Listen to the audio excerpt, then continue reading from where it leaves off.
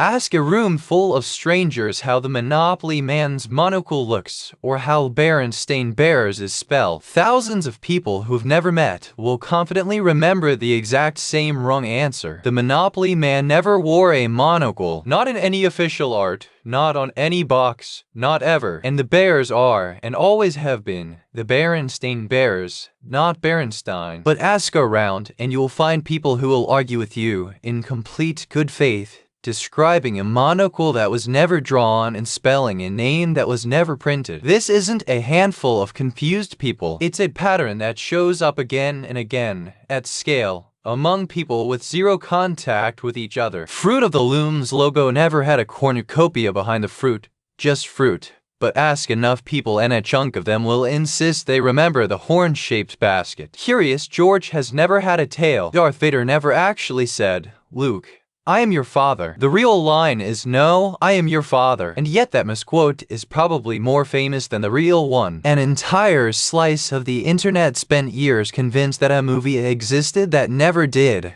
A 90s comedy about a genie called Shazaam, starring the comedian Sinbad. It didn't exist. There was no movie. There never was. In 2010, a paranormal researcher named Fiona Broome gave this phenomenon a name after noticing something strange at a conference. She remembered Nelson Mandela dying in prison in the 1980s. So did a surprising number of other people in the room. The funeral, the news coverage, all of it vividly recalled. None of it happened. Mandela was released from prison in 1990 and lived until 2013. Broome called the pattern the Mandela effect, and once she named it, people started noticing it everywhere. Here's what makes this genuinely interesting instead of just a party trick. This isn't one unreliable brain making a mistake. It's large groups of strangers, independently, converging on the exact same specific wrong detail. Not a vague wrongness, a monocle, a cornucopia,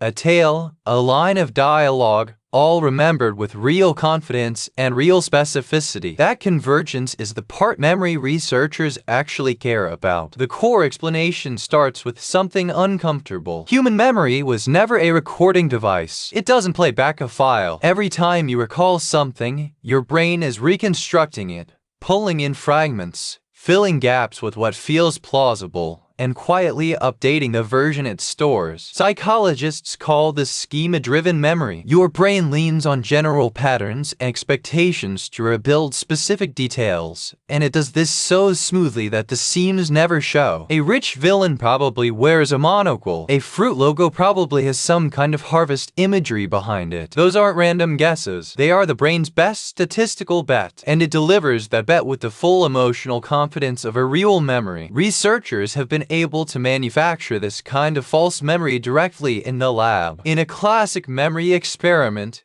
you read someone a list of related words: bed, rest, tired, dream, wake, carefully avoiding the one obvious word that ties them together: sleep. Ask people afterward if sleep was on the list, and a large share will swear it was. Not guess, swear. Their brain filled in the theme so convincingly that the false memory feels indistinguishable from a real one. Now add other people into the mix, and the effect gets stronger, not weaker. This is called memory conformity. When people discuss a shared memory together, or read enough other confident accounts of it online, individual memories start drifting toward the group's version, even when the group is wrong. A forum thread confidently describing the monocle doesn't just fail to correct you. It can actively rewrite what you're sure you remember. The internet didn't invent this effect, but it built the perfect machine for spreading it at scale, instantly, to millions of people who have never met. Not everything becomes a Mandela effect,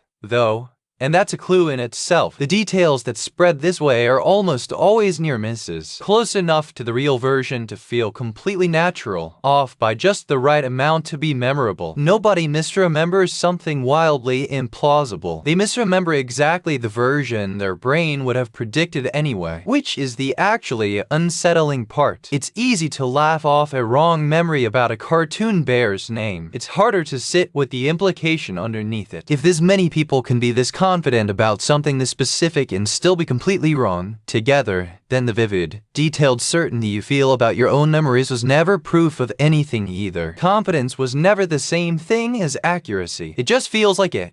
Every single time. So next time you're completely sure you remember something exactly right, the logo, the quote, the way it happened, it might be worth asking, is that a memory? Or is it just the version your brain, and maybe a few million other brains, found easiest to believe?